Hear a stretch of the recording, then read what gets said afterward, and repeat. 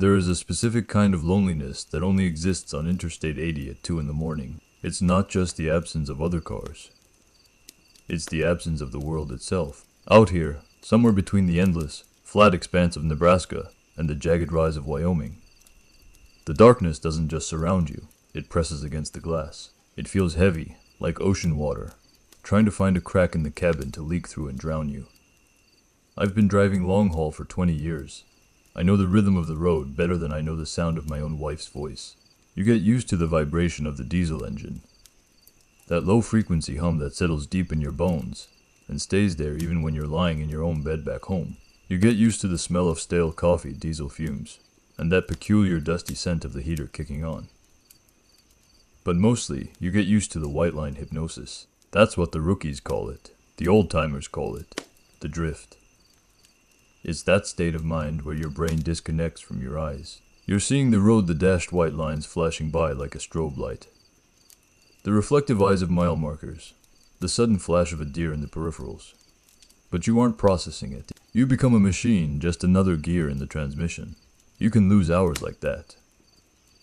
You blink in Cheyenne, and suddenly you're passing Laramie without a single memory of the 60 miles in between. Tonight, though, the drift felt different. It felt hungry. My rig, a beat to hell Peterbilt 379, that I'd affectionately named the Iron Lung, was struggling against a crosswind that seemed determined to push me into the ditch. The wind in Wyoming screams. It doesn't howl. It screams. It cuts through the door seals and whistles a high, discordant note that sets your teeth on edge. I shifted in my seat, the vinyl groaning under my weight, and reached for the thermos in the cup holder. Empty, of course. I shook it, listening to the hollow rattle of the plastic liner. My mouth tasted like copper pennies in exhaustion. My eyes felt like they were packed with sand. I checked the dash clock, 2:14 a.m. I checked the GPS, 40 miles to the next scheduled rest area. 40 miles might as well have been the distance to the moon when your eyelids feel like lead weights. I rolled the window down a crack, hoping the blast of freezing air would shock my system back online. The wind hit me like a physical slap, smelling of sagebrush and cold dirt. It helped. For a second, but as I rolled it back up, the silence of the cabin rushed back in, louder than before. That's when the radio cut out. It didn't static out or fade away. It just stopped. 1 second, I was listening to a rerun of Coast to Coast AM, listening to some guy rant about shadow people in his attic, and the next silence. The green display still glowed, showing the frequency, but the sound was dead. "Come on, you piece of junk," I muttered, banging the dash with a fist. The impact rattled the plastic, but the sound didn't return. Instead, a low hum began to vibrate through the steering wheel. Not the engine. This was deeper. It felt like the road itself was vibrating beneath the tires. I gripped the wheel tighter. My knuckles whitened the dash-light glow. I looked out at the black void beyond my headlights. The world had narrowed down to just the 50 feet of asphalt illuminated by my high beams. Beyond that cone of light there was nothing. No stars. No moon. Just an endless suffocating black. And then I saw the lights. They weren't the harsh, blue-white LEDs of a modern truck stop. They weren't the amber sodium glow of a highway exit. These were soft, warm, a flickering, inviting pink and green neon that seemed to float in the middle of the void, disconnected from the earth. I squinted, leaning forward. My GPS showed nothing but a gray line of highway for the next hour. There was no exit here. I knew this route. I'd driven it 1,000 times. There was nothing here but sagebrush and ghosts. But as the rig roared closer, the shape resolved itself. An exit ramp, paved in fresh, impossibly black asphalt, curved away from the highway, and above it, a sign that looked like it had been pulled straight out of 1955, stood tall against the Wyoming wind. The neon buzzed, audible even over the roar of my engine. It spelled out 3 words that made my stomach twist with a hunger I didn't know I had, and a fear I couldn't explain. The Midnight Oasis. Open always. I should have kept driving. Every instinct I had honed over 2 decades of hauling freight screamed at me to keep the hammer down. You don't take unmarked exits. You don't pull off into places that aren't on the map, especially not in the dead of night in a state where the population density is less than 6 people per square mile. but the exhaustion was a physical weight now, pressing down on my chest. The promise of coffee hot, black, and real was a siren song I couldn't ignore. My hands turned the wheel, almost of their own accord. The blinker clicked, a rhythmic tick-tick-tick that sounded unnaturally loud in the sudden quiet of the cabin. As the tires left the grooved concrete of the interstate and hit the exit ramp, the sound of the world changed. The roar of the wind vanished instantly. The hum of the tires on the pavement went silent. It wasn't that the road was smooth. It was that the acoustics of the world had been muted. It felt like driving into a recording booth, that dead soundproof pressure clogging my ears.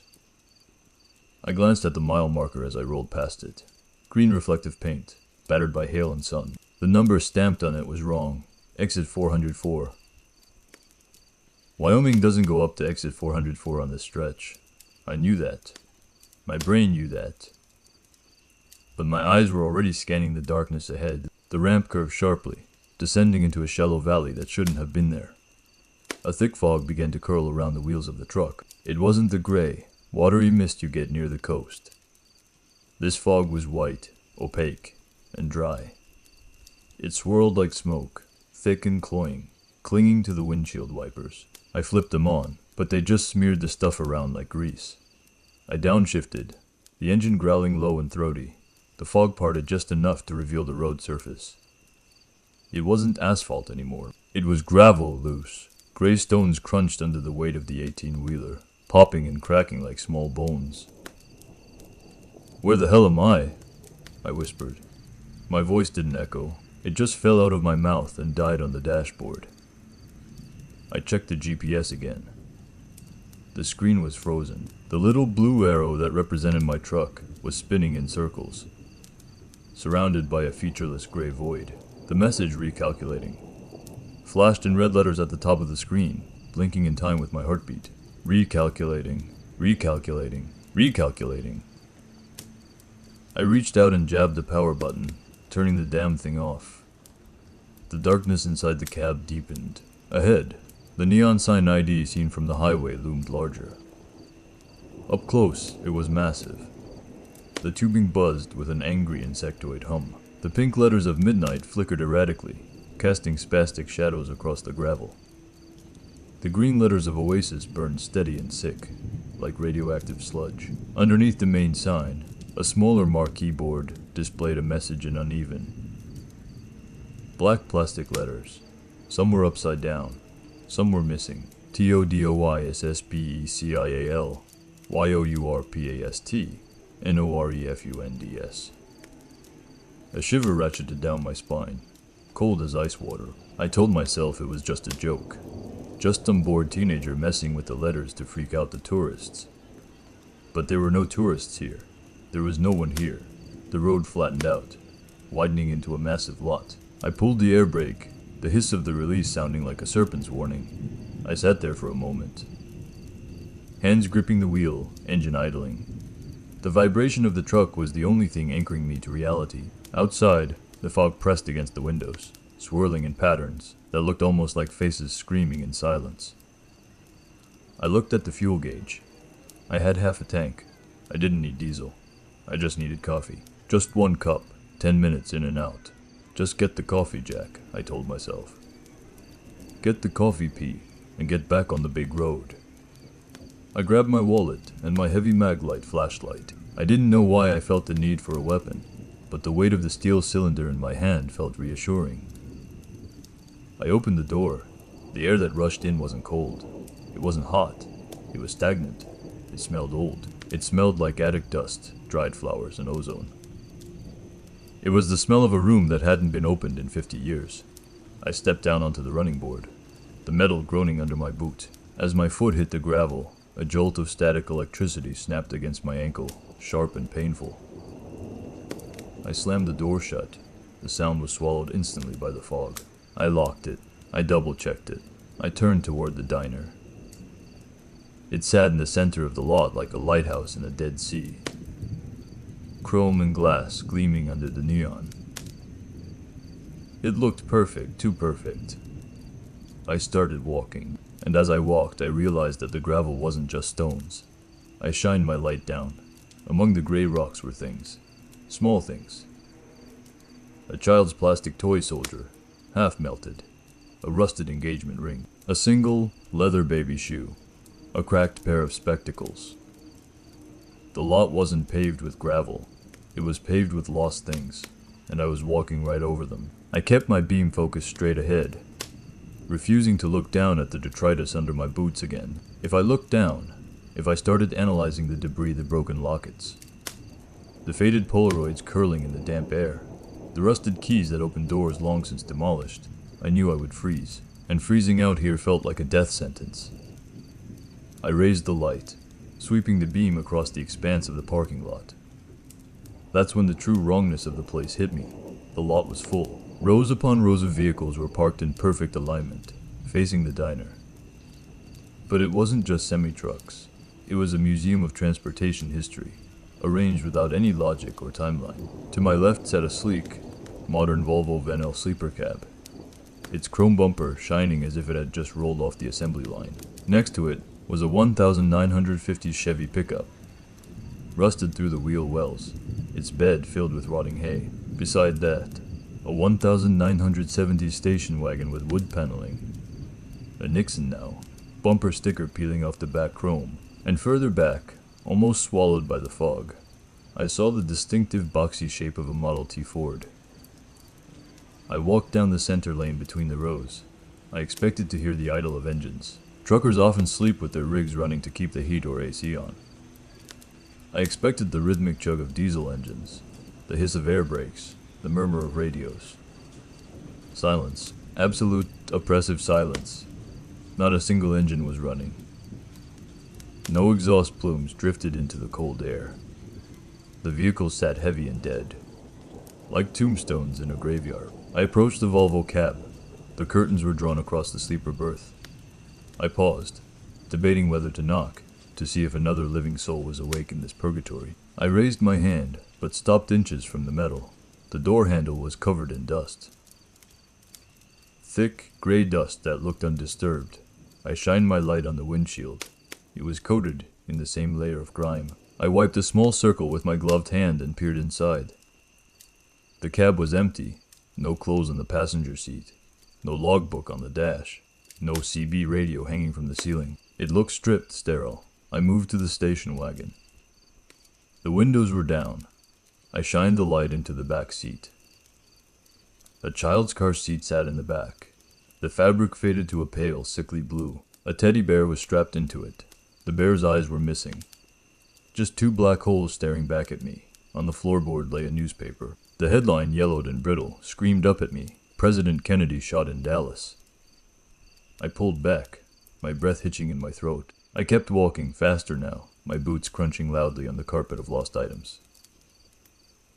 I felt eyes on me, not from the diner, but from the vehicles. I could feel the weight of gazes from behind the dark, dusty windshields. I spun around, sweeping the flashlight beam across the trucks behind me. Nothing. Just chrome and glass reflecting the light back at me. But then, out of the corner of my eye, I saw movement in the mirror of a 1980s Peterbilt. Just a flash, a shadow ducking down behind the steering wheel.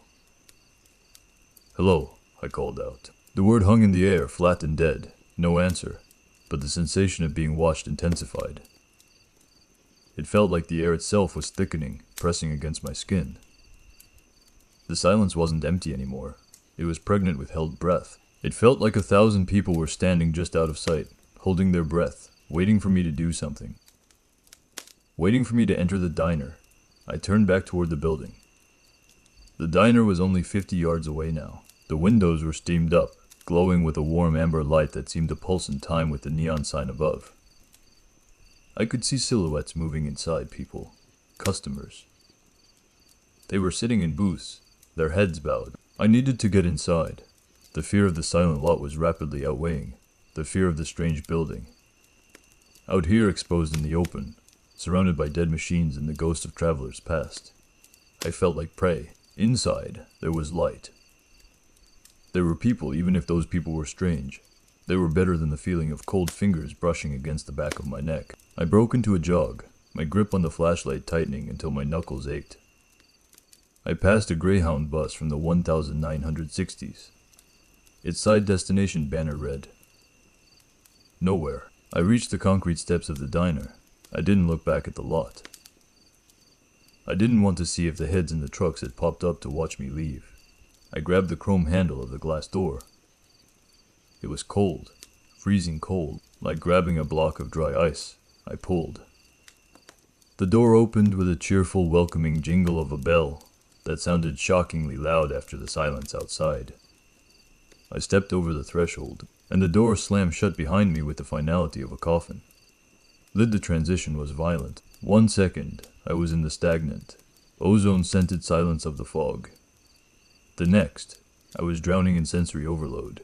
The smell hit me first. It was a thick, cloying wall of aroma that forced its way up my nose and down my throat. It smelled of dark roast coffee, burnt bacon, and cherry pie filling. But beneath those comforting diner staples lay something else, a sharp, metallic tang like a wet penny, or the air right after a lightning strike. It tasted like blood on a split lip. Then came the light. After the oppressive darkness of the lot, the interior was blinding. Fluorescent tubes hummed overhead, casting a harsh, clinical glare that bounced off the checkerboard floor and the polished chrome counters. The light didn't seem to have a source. It just permeated everything, eliminating shadows and making colors vibrate with sickening intensity. The sound was the strangest part. Outside, it had been a tomb. Inside, a jukebox in the corner was playing a slow, mournful ballad. I recognized the tune, Unchained Melody, but the vocals were wrong. They were distorted, stretched out and deep, like a cassette tape playing at half speed. Oh, my eye love, my eye darling. The voice droned, vibrating in the pit of my stomach. I stood by the door, blinking, letting my eyes adjust. The layout was standard, a long counter with red vinyl stools to my left, a row of booths lining the windows to my right, and it was full. Every stool was taken. Every booth was occupied, but nobody was eating. I scanned the room, my hand still gripping the flashlight, which felt absurdly heavy in this bright space. At the counter sat a row of men in gray flannel suits, their fedoras resting on the chrome surface. They sat perfectly still, staring straight ahead at the kitchen pass-through. Their hands were folded on the counter, pale and manicured. They didn't blink. They didn't breathe. In the booths, families sat frozen in tableau. A mother held a fork halfway to her mouth, a piece of pancake skewered on the tines. A father held a coffee cup suspended in the air. 2 children in Sunday best stared at each other across the table, their smiles fixed and rigid, like dolls left on a shelf. Their clothes were a mismatched collage of decades. A woman in a poodle skirt sat across from a man in a grunge flannel shirt. A soldier in Vietnam-era fatigues sat next to a teenager with frosted tips and a Discman. They were all staring at nothing. Their eyes were wide, glassy, and terrified. Just grab a table. Sugar. Be with you in a jiff. The voice cut through the drone of the jukebox like a knife. It was cheerful, high-pitched, and painfully loud. I jumped, spinning toward the sound. Standing behind the counter was a waitress. She looked like she had stepped out of a Norman Rockwell painting, if Norman Rockwell had painted on acid. Her uniform was a crisp, bright pink with a white apron. Her hair was done up in a towering blonde beehive that defied gravity. Her name tag, pinned slightly crooked, read Betty. She was smiling. Her smile was too wide. It stretched her skin tight, revealing too many teeth, all of them perfectly white and uniform. Don't just stand there letting the flies in, she chirped, though there were no flies. Sit anywhere. The booth by the window is free. It has a lovely view of the abyss. I hesitated. Every nerve in my body was screaming at me to turn around, to smash the glass door and run back to the truck. But the door handle behind me was gone. I glanced back. The glass was smooth, unbroken. There was no exit. I swallowed hard, the metallic taste coating my tongue. Just coffee, I stammered. Coffee coming right up, Betty exclaimed, winking. Her eyelids stayed closed for a second too long, like a shutter getting stuck. I walked stiffly toward the empty booth she had indicated. It was the only empty seat in the house. As I passed the other patrons, I felt the air temperature drop. The man in the flannel suit nearest me smelled of mothballs and formaldehyde. The teenager with the Discman smelled of burnt hair. I slid into the booth. The red vinyl was cold and sticky. I looked out the window outside. The fog swirled against the glass, pressing in. Faces formed in the mist, screaming, pleading faces that dissolved as soon as I focused on them. I looked down at the table. The laminate surface was patterned with little boomerangs and stars, classic 50s style, but someone had carved into it. Deep, jagged scratches marred the surface. I traced the grooves with my finger. They formed words. Don't order the special. I pulled my hand back as if burned. Betty appeared at the edge of the table. I hadn't heard her approach. She didn't walk. She just arrived. 1 second she was behind the counter. The next, she was looming over me, pot of coffee in hand. Here we are, hon, she said, pouring a stream of black liquid into a cup that hadn't been there a second ago. Freshly brewed from the tears of the regretful drink up. She slapped a laminated menu onto the table. It landed with a wet thud. Take your time, she whispered, leaning in close. She smelled of cheap perfume and rotting meat. The chef is dying to serve you. I stared at the black liquid in the mug. It was hot, steam curling off the surface in lazy, hypnotic spirals, but it didn't look like coffee. It was too dark. It absorbed the light rather than reflecting it. When the table vibrated from a heavy bass note on the jukebox, the liquid didn't ripple. It sat there, a solid plug of void in the ceramic cup. I didn't drink it. I didn't even want to touch the handle. My hands were shaking as I reached for the menu Betty had slapped down. It was heavy, bound in cracked red leather that felt suspiciously like skin. The edges were worn, frayed threads hanging loose like dead nerves. I opened it. I expected the usual diner fare, lumberjack slams, stacks of pancakes, burgers, maybe a dubious meatloaf special. The first page was blank, save for a single line of text in elegant, cursive script, entrees for the soul. I flipped the page. My brain tried to make sense of the words, tried to force them into categories of food, but the text refused to cooperate. Appetizers a mother's hug. $5, warm fleeting.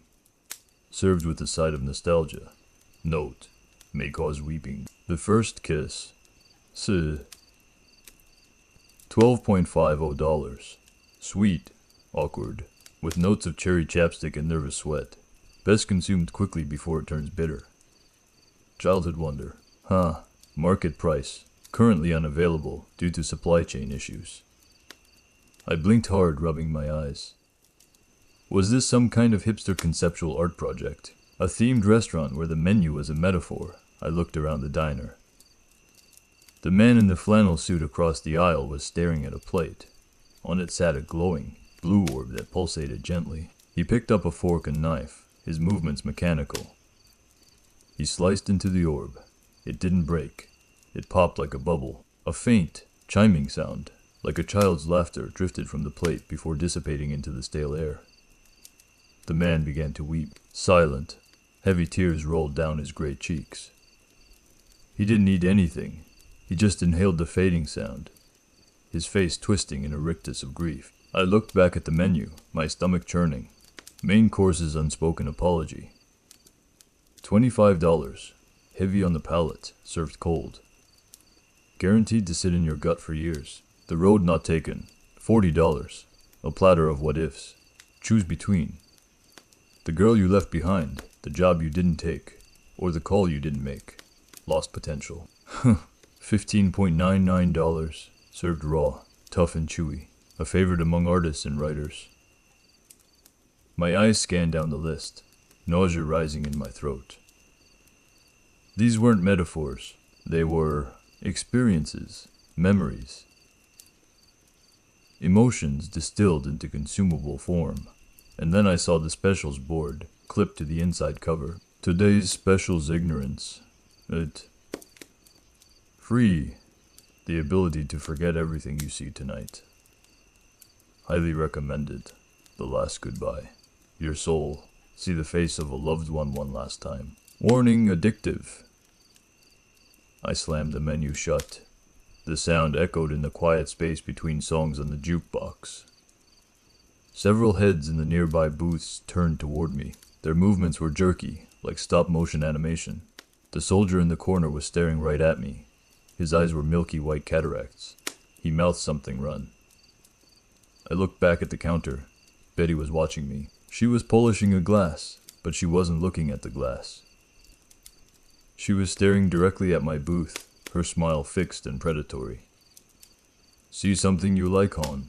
she called out. Her voice seemed to come from right next to my ear, even though she was 20 feet away. "I am not hungry," I managed to choke out. "Just the coffee." Betty's smile faltered for a fraction of a second. A flicker of annoyance crossed her face, quick as a subliminal message. "Everyone eats eventually," she said, her voice dropping an octave. "The hunger always wins." She turned back to the pass-through window. Through the gap I caught a glimpse of the kitchen. It wasn't a kitchen. It was a dark, cavernous space filled with steam. There were no stoves, no fryers, just large iron hooks hanging from chains that disappeared into the ceiling. And hanging from those hooks were glowing, translucent shapes. They looked like people. I looked down at my table again, desperate for a distraction, for something grounded in reality. That's when I noticed the scratches I had seen earlier continued. I had only read the first line. I leaned in, blocking the glare of the overhead lights with my body, and read the rest of the desperate message carved into the plastic. The carving wasn't just idle vandalism. It was frantic. The lines were jagged and deep, cut with something sharp, a pocket knife, or maybe a key. Whoever had sat here before me had been terrified. They had been trying to leave a lifeline, a message in a bottle, cast into this sea of neon and madness. I hunched over the table, using my shoulders to shield the text from Betty's line of sight. The laminate was cool under my fingertips, the grooves rough and sharp. Rules for the midnight oasis. The header was carved deep, almost punching through to the wood beneath. Below it, a list of instructions followed, the handwriting deteriorating with each line as if the author was running out of time. 1. Do not eat the specials. They aren't food. They take pieces of you to fill the plate. If you eat nostalgia, you lose your future. If you eat forgiveness, you lose your anger, and you need anger to fight. 2. Do not look at the cook. He isn't a man. He isn't a chef. He is the hunger. If he sees you seeing him, he adds you to the menu. 3. Pay with cash. Only cash. Betty will ask for other things. She will ask for a memory. She will ask for a memory. She will ask for a moment of your time. She will ask for your name. Do not give her anything abstract. If you pay with a memory, she takes it forever. If you pay with time, you never leave. Throw cash on the table and run. It confuses them. They don't know what paper money is worth anymore. 4. The bathroom mirror lags. Don't trust your reflection. It shows you what you will become, not what you are. If your reflection stops moving, smash the glass. 5. Ignore the truckers. Most of them are real. They are husks, echoes. If one talks to you, don't answer. If you acknowledge them, you give them permission to hitch a ride in your head. 6. If the jukebox plays, well, meet again. It's too late. The doors are gone. Find a window. Break it. Jump. Do not hesitate. I read the list twice, my heart hammering against my ribs like a trapped bird. My breath was coming in short, shallow gasps. Ignore the truckers, I whispered to myself. I looked up to my left. In the booth directly adjacent to mine sat a man. I hadn't noticed him when I sat down. I could have sworn that booth was empty, but he was there now, solid and heavy. He was wearing a faded denim jacket over a plaid shirt. A mesh trucker hat sat low on his forehead, shading his eyes. He had a thick, gray beard and hands that looked like they could crush rocks. He looked normal, compared to the flannel-suited men and the uncanny families. He looked like any driver you'd see at a pilot, or a flying J on I-80. He was staring into a cup of coffee. Real coffee. I could smell it, a faint, bitter aroma that cut through the metallic stench of the diner. He looked up. His eyes were bloodshot, rimmed with red exhaustion. But they were human. They were scared. "Hey, driver," he rasped. His voice sounded like gravel tumbling in a dryer. I froze. Rule number 5. Ignore the truckers. I looked back down at the table, focusing on the scratches. Don't answer. Don't answer. I know you can hear me, the man said. You're reading the list, ain't you? Old Jimmy carved that. Jimmy was a good man. Driven a Kenworth hauled cattle. I bit my lip so hard I tasted blood. Jimmy didn't make it, the trucker continued, his voice devoid of emotion.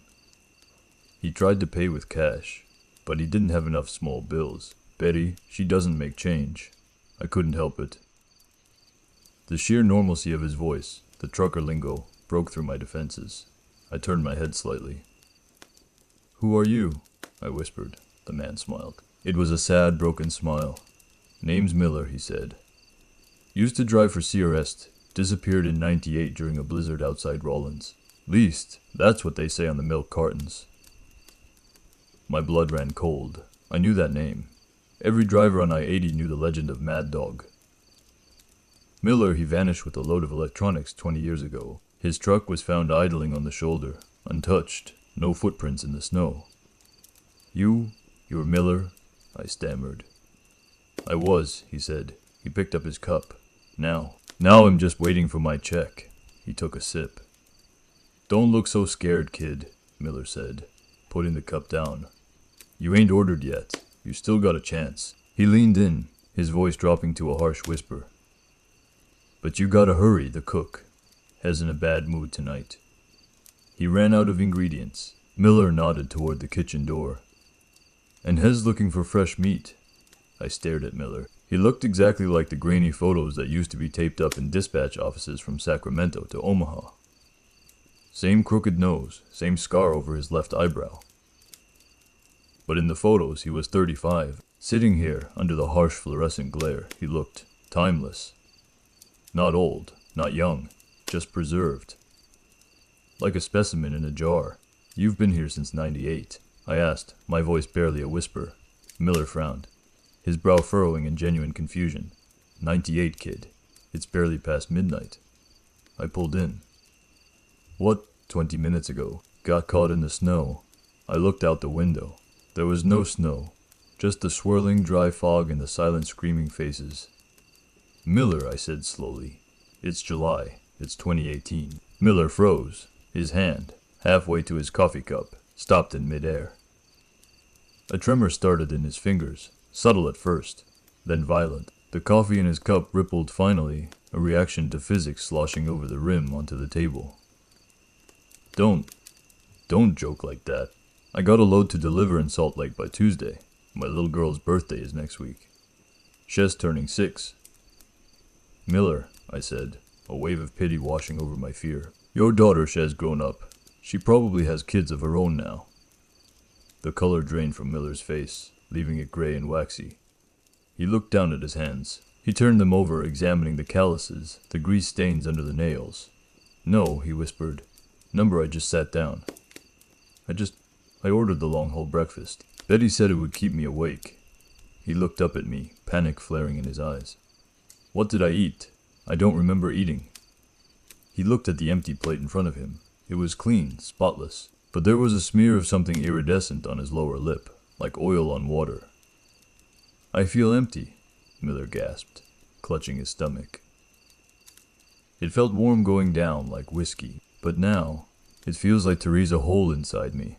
He grabbed my arm. His grip was shockingly strong, his fingers digging into my bicep like steel claws. His hand was ice cold. You gotta get out, he hissed. You gotta leave. Don't listen to the music. Don't look at the pictures on the wall. They ain't pictures, kid. They're windows. Let go, I winced, trying to pull away. She took it. Miller shouted, his voice cracking. She took the memory of her face. I can't remember what my little girl looks like. It's just gray. It's just static. The diner went silent. The jukebox stopped mid-note. The murmur of the other patrons ceased.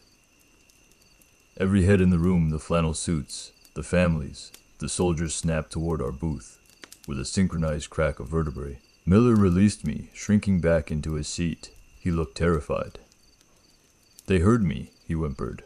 Oh God, they heard me complaining. You can't complain about the service. It's against the rules. Miller, come with me, I urged, standing up. We can make a run for it. My truck is right outside. Miller shook his head, tears streaming down his face. I can't, I paid with time. I didn't have cash. I gave her tomorrow, I thought. I thought I just meant IDs stay until morning. He looked at his hands again. They were starting to fade.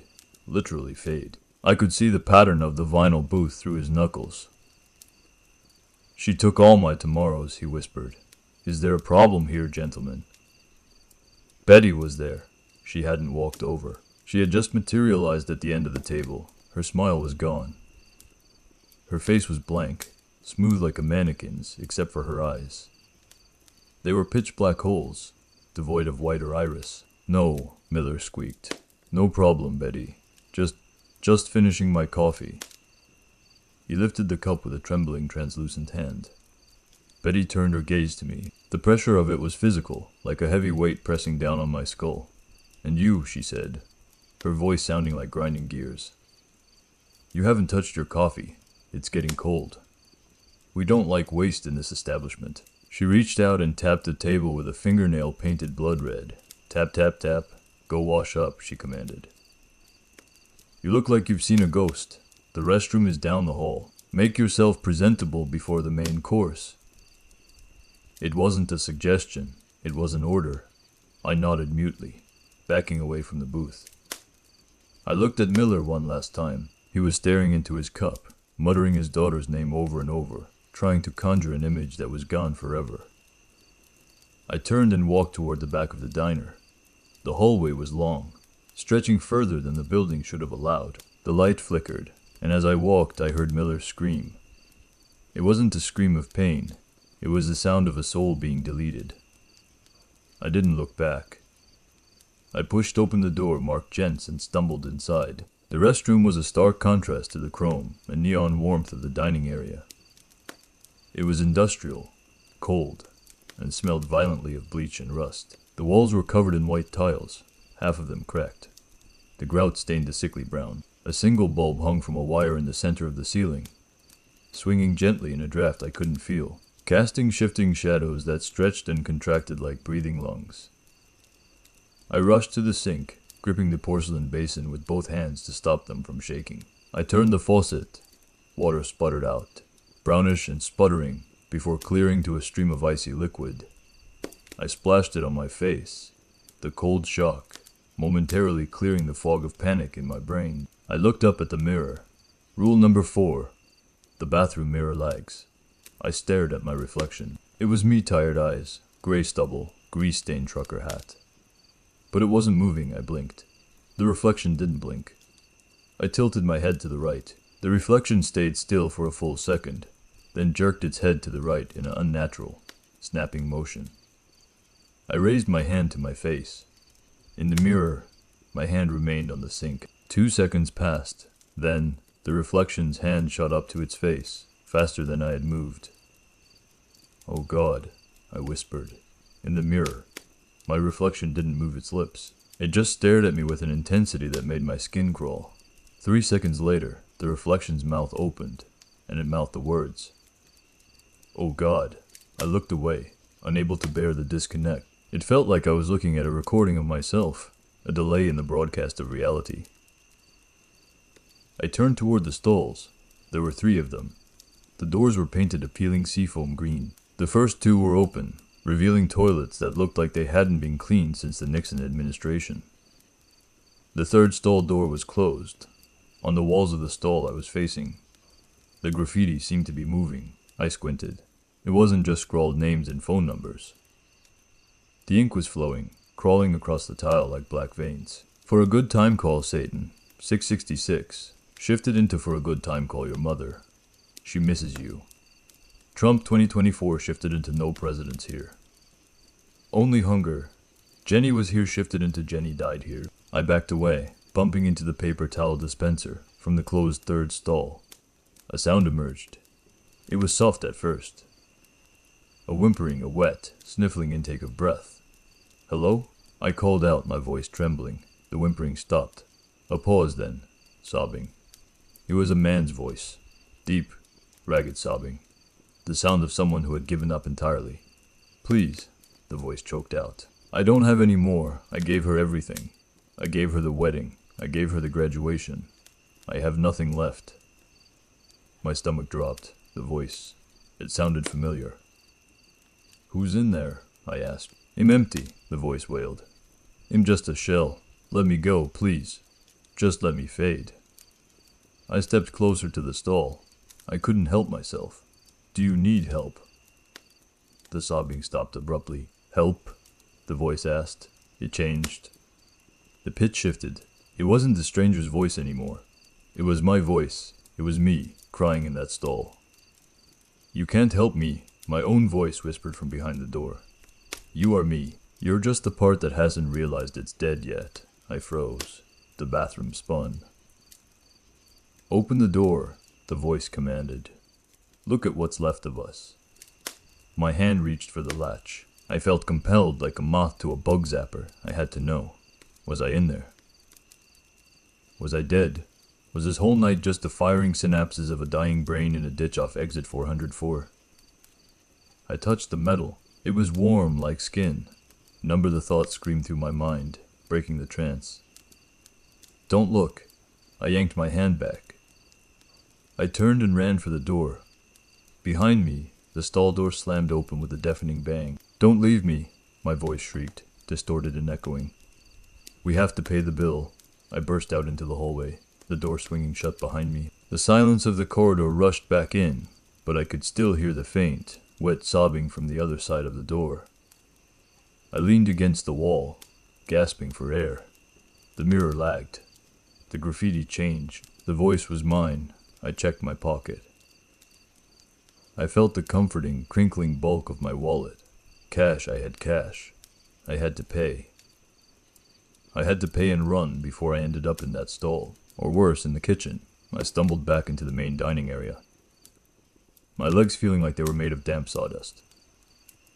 The hallway had seemed miles long on the way in, but the return trip took 2 steps. Space in the midnight oasis was fluid, expanding and contracting based on how terrified you were.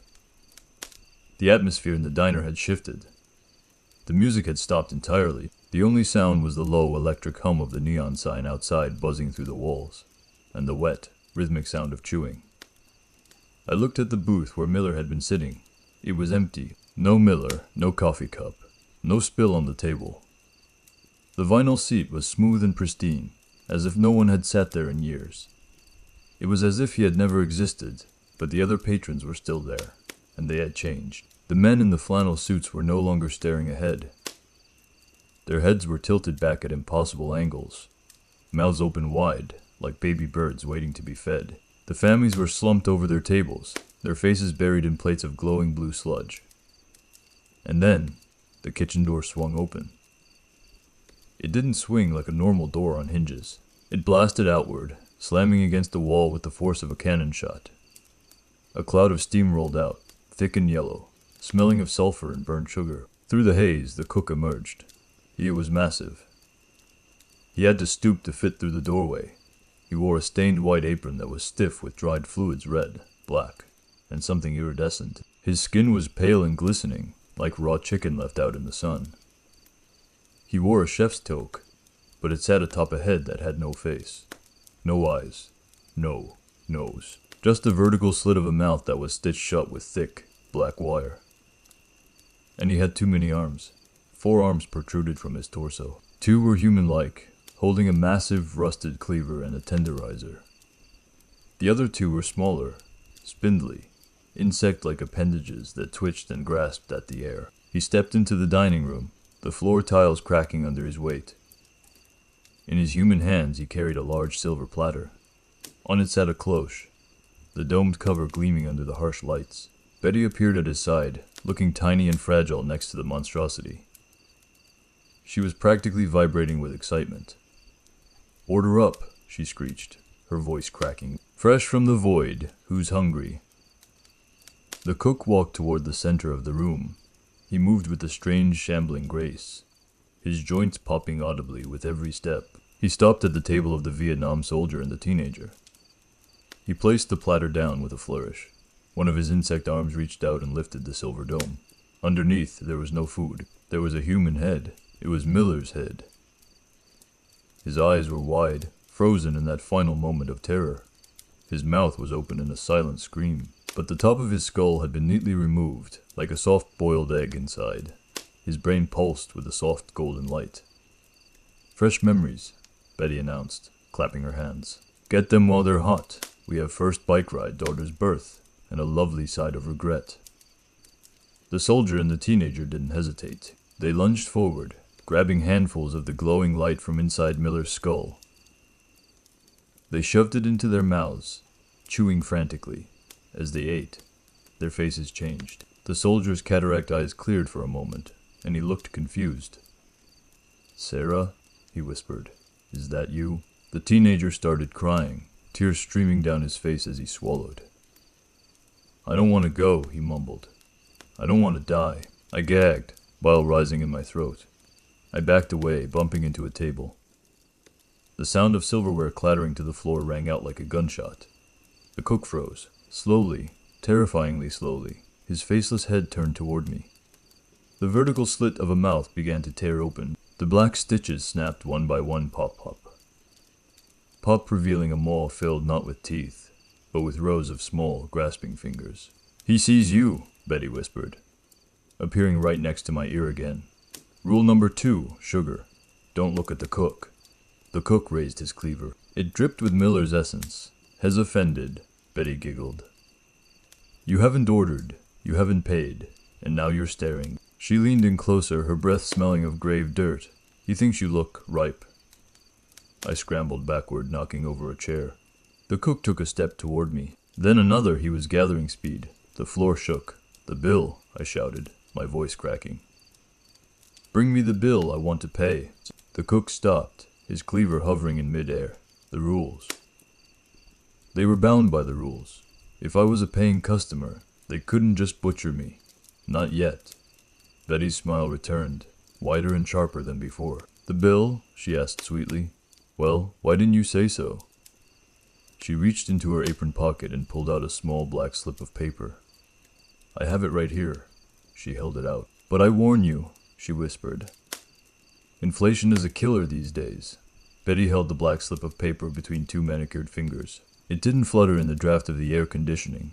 It was stiff, heavy, like a slice of slate.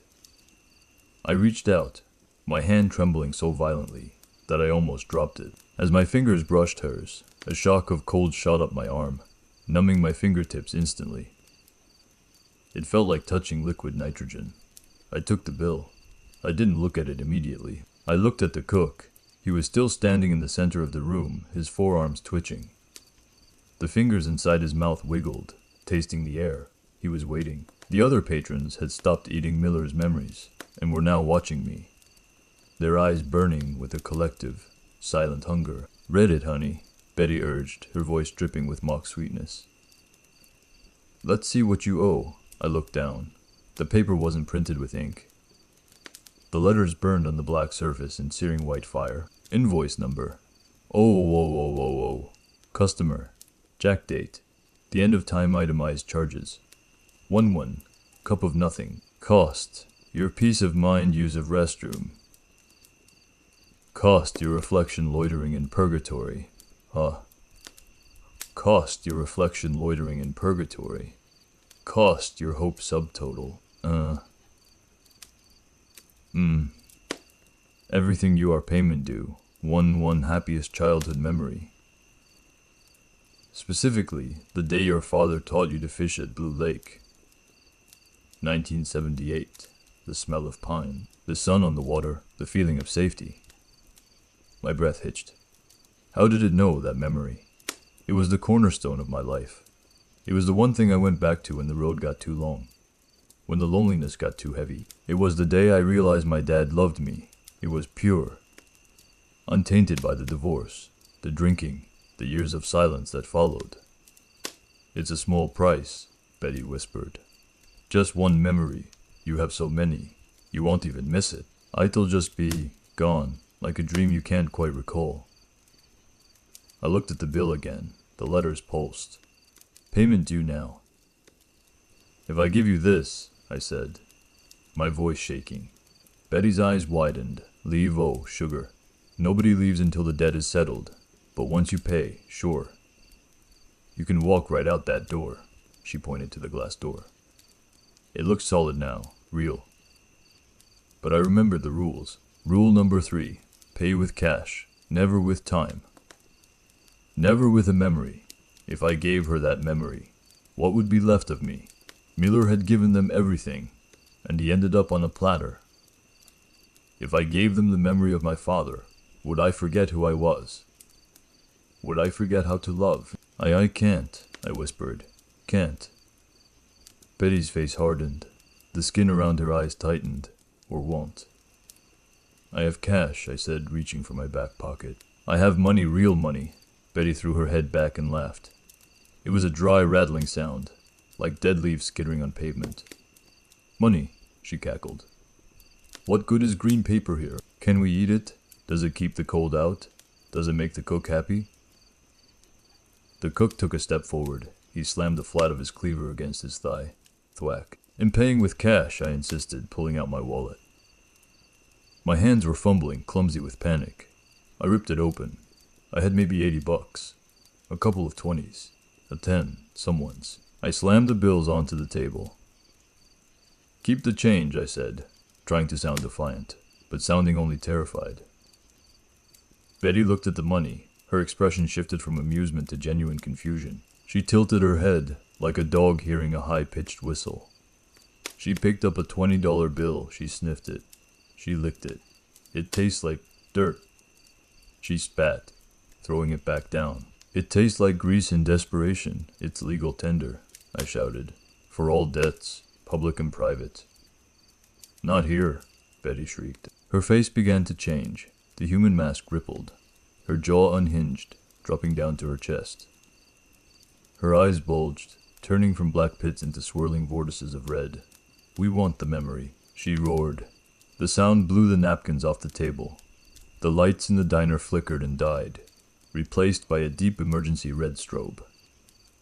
The other patrons stood up in unison. Chairs scraped against the floor. The cook roared a sound of grinding metal and tearing meat.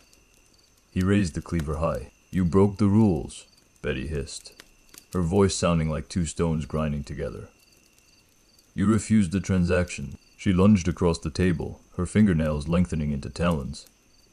Now we take it all. Betty's talons slashed through the air where my throat had been a split second before. I threw myself backward, the booth crashing into the one behind it.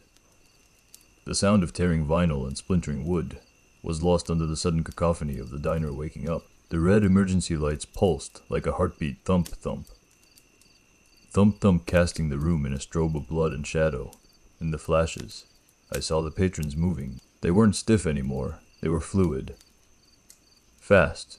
The man in the flannel suit vaulted over the counter, his jaw hanging loose, his arms elongating as he reached for me. The family from the corner booth was scrambling over the tables on all fours, their limbs twisting backward like spiders. Get him, Betty shrieked, climbing onto the table I had just vacated. Her face had fully melted away now, revealing a skull of black chrome beneath the skin. Strip him down to the nerve endings. I scrambled to my feet, slipping on the checkered floor which had suddenly become slick. I looked down. It wasn't slick with water. A thick, black tar was oozing up from between the tiles, bubbling hot. The cook roared again, a sound that vibrated my fillings. He charged down the center aisle, smashing tables aside like they were made of balsa wood. His insect arms were clicking furiously, snapping at the air. I looked at the door. He was 20 feet away. It seemed like 20 miles. Cash, I screamed, grabbing the wad of bills I had thrown on the table. I paid you. I threw the rest of the money into the air. The bills fluttered down like confetti in the red light. For a second, the monsters hesitated. The visual of falling money triggered some deep, instinctual memory in their corrupted brains. The spider family paused, looking at the green paper. The flannel man stopped mid-lunge to snatch a $10 bill out of the air. It was all the time I needed. I turned and ran. My boots slammed against the sticky floor, fighting the suction of the tar. Every step was a battle. It felt like running in a nightmare, where your legs are heavy and the air is thick as syrup. Don't let him leave, Betty screamed, leaping from the table. She landed on my back. her weight slamming me into a nearby booth. Her claws dug into my shoulders, piercing my jacket, piercing my skin. I yelled in pain, thrashing wildly. I could feel her breath hot and smelling of rot on my neck. "Give it to me," she hissed. "Give me the lake. Give me the fishing pole. Give me the safety." She was trying to rip the memory straight out of my head. I could feel a pulling sensation at the base of my skull, a physical tugging on my mind. The image of my father baiting a hook flickered in my mind's eye, threatening to dissolve into white static. "No," I shouted. I threw my weight backward, slamming Betty against the edge of the table. I heard a crack, maybe the table, maybe her ribs, and her grip loosened. I spun around and drove my elbow into where her face should have been. It connected with hard metal. She screeched, falling back. I didn't wait to see if she got up. I bolted for the door. The cook was closing in. He was huge, filling the aisle. His cleaver swung down, burying itself in the floor inches from my left foot. The tile shattered, shards of ceramic exploding outward. I dived. I threw myself forward, sliding on the black tar, sliding under the reach of his second arm, the tenderizer. The heavy mallet smashed into the booth I had just passed, obliterating it. I scrambled on hands and knees, clawing my way toward the exit. The food on the tables, the glowing orbs, the pulsating memories began to scream. It was a high, piercing wail that shattered the few remaining light bulbs. Darkness swallowed the room save for the red emergency strobes. I reached the door. I grabbed the handle. It was hot, burning hot. I didn't care. I squeezed the metal, smelling my own skin sear, and pulled. It didn't budge. Locked, I screamed, slamming my shoulder against the glass. Behind me, the cook laughed. It was a wet, gurgling sound. "The check hasn't cleared," he rumbled. I looked at the glass. In the reflection, I saw the cook standing right behind me, raising the cleaver for a killing blow. I saw Betty crawling over the counter. I saw the patrons closing in. And I saw the reflection lag, rule number 4. In the mirror, the cook wasn't raising the cleaver yet. He was still taking a step. The reflection was in the past. But the glass was the barrier. If your reflection stops moving, smash the glass. I didn't have a hammer. I didn't have a rock. I had the heavy maglite flashlight still clipped to my belt. I ripped it free. I spun around, not facing the room, but facing the glass door. I swung the flashlight with every ounce of strength I had left. "Keep the change," I roared. The heavy steel end of the flashlight connected with the safety glass. The glass didn't shatter like a normal window. It didn't break into jagged shards. It exploded into dust. For a split second, the sound was deafening, a sonic boom of releasing pressure. The barrier between the diner and the outside world vanished, and the vacuum of the silent lot rushed in to meet the chaos of the dining room.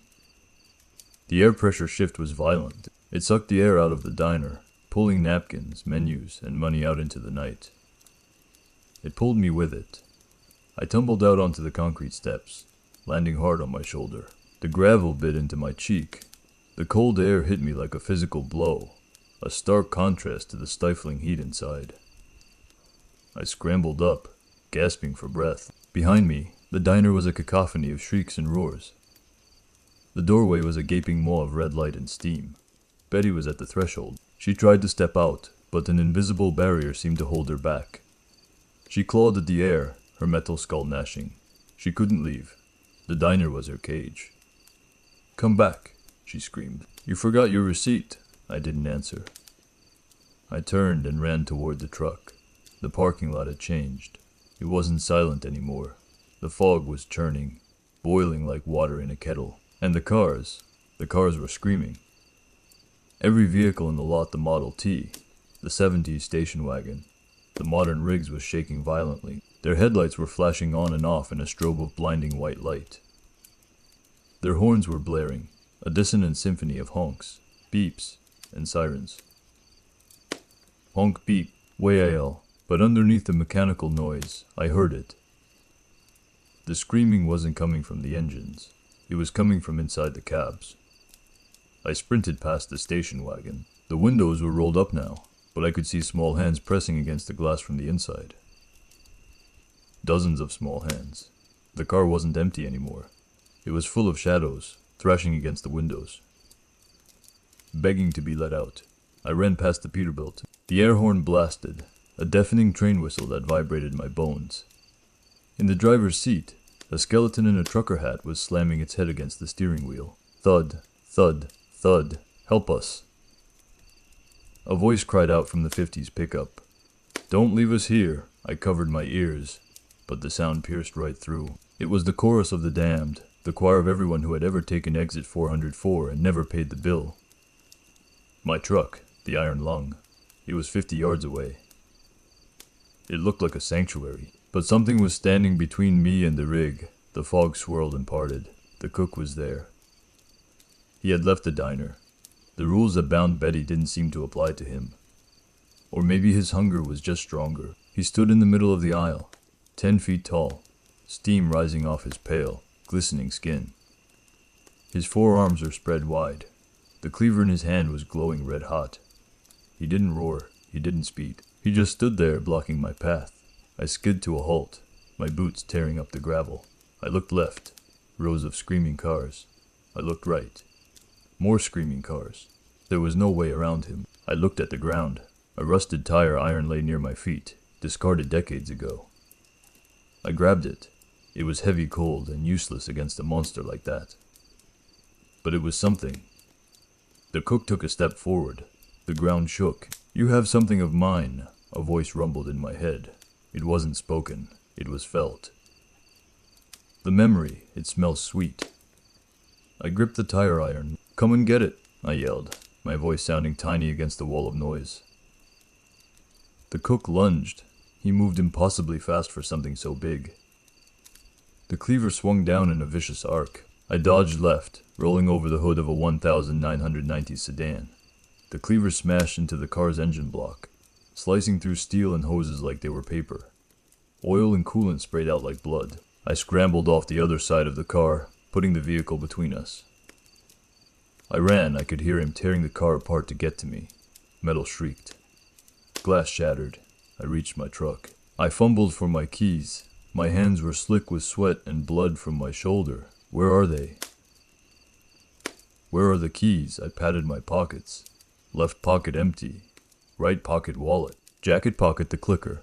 I hit the unlock button. The lights of the Iron Lung flashed amber. Click, click.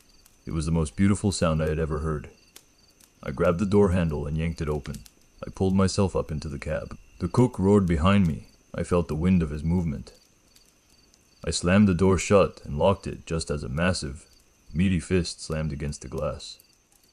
The window spider webbed, but held. I jammed the key into the ignition. Start, I begged. Please, old girl, start. I turned the key. Chug, chug, chug. The engine sputtered. It coughed. Outside, the cook raised the tenderizer mallet. He was going to smash the windshield. He was going to drag me out and peel me like a grape. Start, I screamed, slamming my hand on the dashboard. I turned the key again. Chug, chug, vroom. The diesel engine roared to life, shaking the cab. I didn't wait for the air pressure to build. I didn't check the mirrors. I slammed the truck into gear. The mallet came down. I released the clutch and stomped on the accelerator. The truck lurched forward. The mallet grazed the roof of the cab, screeching metal, tearing a gash in the aluminum, but missing the glass. I was moving. Eat diesel, you son of a bitch, I shouted. I aimed the truck at the only exit I could see, the gravel ramp leading back up into the darkness.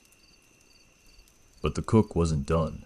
He was running alongside the truck. He reached out with his insect arms, grabbing the side mirror, trying to pull the rig over. I jerked the wheel to the left, sideswiping him. The truck shuddered as 80,000 pounds of steel slammed into the monster. I heard a wet crunch. The grip on the mirror released. I floored it. The turbo whined, screaming in protest. The truck gathered speed, bouncing violently over the uneven gravel, crushing the lost things beneath my tires. I hit the ramp doing 50. The fog tried to hold me back, swirling thick and white against the windshield. I didn't lift my foot.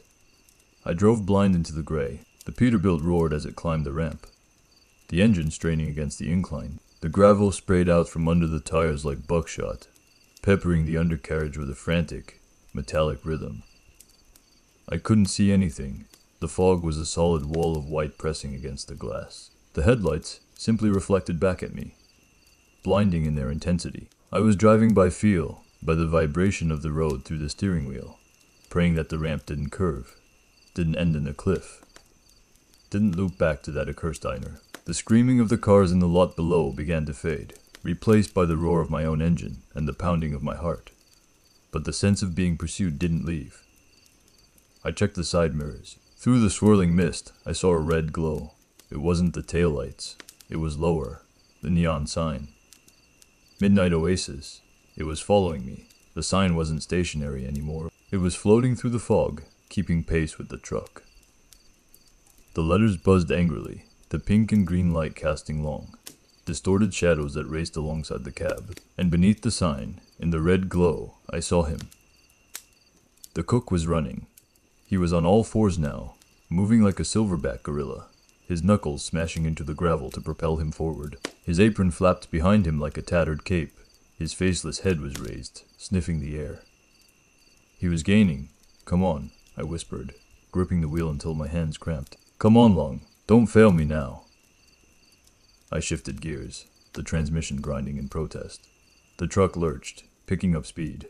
60 miles per h-hour. On a gravel ramp and zero visibility, it was suicide. But staying was worse. The cook lunged. One of his insect arms lashed out, striking the rear trailer doors. Bang! The truck shuddered. I fought the wheel to keep it straight. Hez trying to tip me, I realized. He wants the load. He wants me. I looked ahead.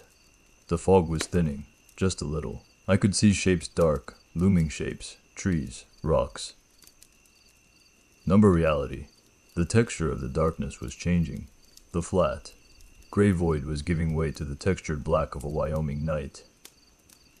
I saw a green reflector, a mile marker. I was close, but the cook was closer.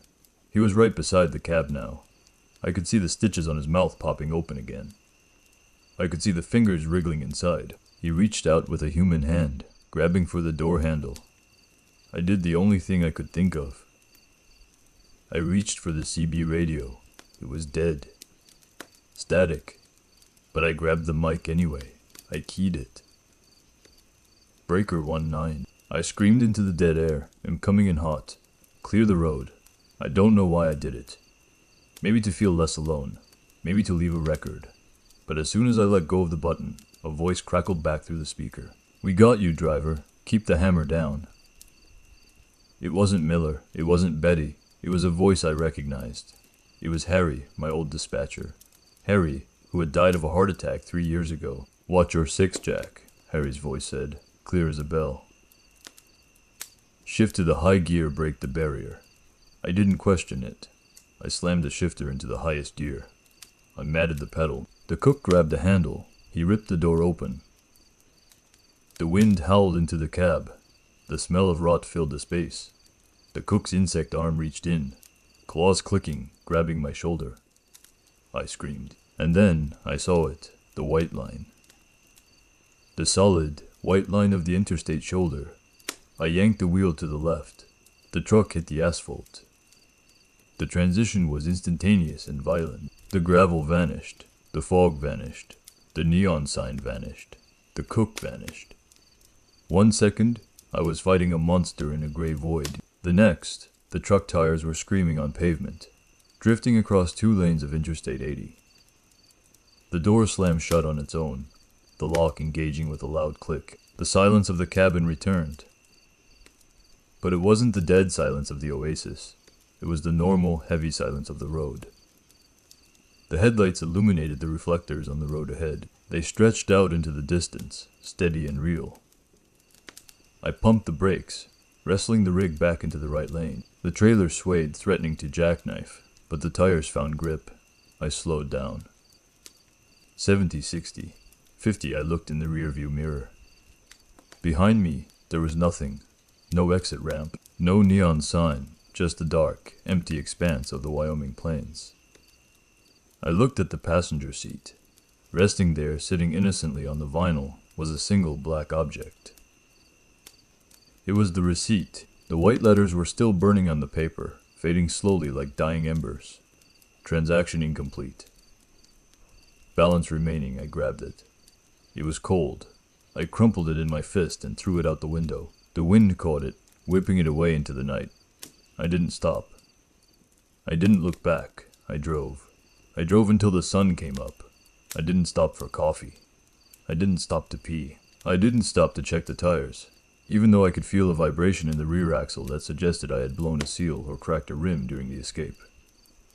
I just drove. The sunrise over the plains was the most beautiful thing I had ever seen. The sky turned from a bruised purple to a violent, bloody orange, and then finally to a pale, washed-out blue. The light hit the sagebrush, turning the gray landscape into a sea of gold. When the first rays of sun hit the cab, I started to shake. The adrenaline crash hit me all at once. My hands trembled so bad I could barely hold the wheel. My shoulder throbbed where Betty had clawed me, the fabric of my jacket torn and stained with dried blood. I pulled into a rest area just outside of Salt Lake City. A real rest area, with vending machines that dispensed stale chips, bathrooms that smelled of urine and industrial cleaner, and other truckers walking their dogs. It was glorious. I parked the rig in the back of the lot, away from the others. I killed the engine. The silence that followed wasn't heavy or oppressive. It was just quiet. I sat there for a long time, listening to the ticking of the cooling engine. I reached for my logbook. I needed to record the hours. I opened it to the page where I had made my last entry. The 14th of July, 2 a.m. mile marker, 390. I looked at my watch. It was 7 a.m. I looked at the date on my phone. The 17th of July, 3 days. I had been in that diner for maybe an hour, but out here in the real world, 3 days had passed. I stared at the phone screen, my mind reeling. 3 days missing. Dispatch would have been calling. My wife would have been calling. I checked my call log. 0 missed calls. I checked my messages. Nothing. It was as if the world hadn't noticed I was gone. Or worse, as if time had just stretched to accommodate the gap. I closed the logbook. My hand brushed against the dashboard. There was dust there. A thick layer of gray dust. I wiped it with my thumb. Underneath, scratched into the plastic of the dash, were faint letters. I hadn't put them there. See you soon. I rubbed the words away frantically with my sleeve, scrubbing until the plastic was hot. I got out of the truck. I walked to the bathroom. I washed my face with cold water. I looked in the mirror. My reflection stared back. It moved when I moved. It blinked when I blinked. But there was something different in the eyes. They looked older, hollow, and there was something missing. I tried to think about my childhood. I tried to remember the day my father taught me to fish at Blue Lake. I remembered the lake. I remembered the boat. I remembered the smell of pine. But I couldn't remember his face. I closed my eyes and concentrated. I tried to summon the image of my father smiling, baiting the hook, patting me on the back. Nothing. Just a gray blur where his features should be. Just static, a tear leaked out of my eye. I hadn't paid the bill. I had refused. I had fought. I had run. But Betty always takes her tip. I walked back to the truck. I had a load to deliver. I had miles to cover. I climbed into the cab. I started the engine. I'm still driving. I'm still on the road. But I don't drive at night anymore. When the sun starts to set, I find a motel. I lock the door. I pull the curtains tight, because sometimes, when I'm drifting off to sleep, I can hear it. Faintly, over the sound of the air conditioner, over the sound of the traffic outside. I hear the hum of neon, and I hear the clatter of a cleaver hitting a chopping block. If you're driving I-80, and it's late, and you're tired, keep driving if you see an exit that isn't on the map. Don't take it. And if you see a diner with a pink and green sign, don't stop for coffee. The coffee is cold, the service is terrible, and the price is more than you can afford.